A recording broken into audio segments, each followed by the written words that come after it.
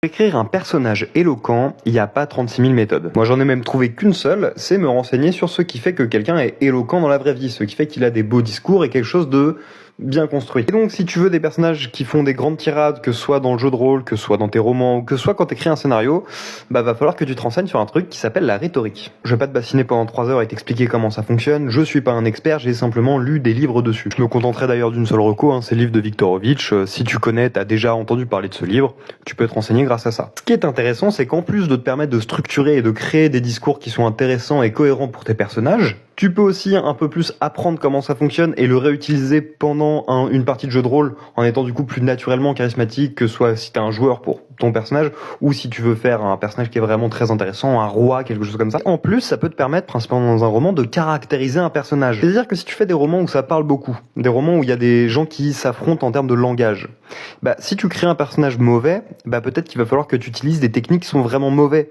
et en faire un personnage qui est détestable sur le fait qu'il utilise des techniques de rhétorique qui le sont. Ce qui fait que non seulement tes personnages qui doivent faire de beaux discours en feront des meilleurs, aussi tes personnages qui argumentent entre eux, bah ce sera beaucoup plus intéressant parce qu'il y aura un vrai ping-pong, tu vois, le débat, la parole est un art de combat, tu vois. Et en plus, tu peux caractériser tes personnages avec comment ils parlent. Je te conseille aussi L'art d'avoir toujours raison de Schopenhauer. Alors dis-moi ce que t'en penses, si tu l'as utilisé ou si tu utilises autre chose pour créer des personnages éloquents.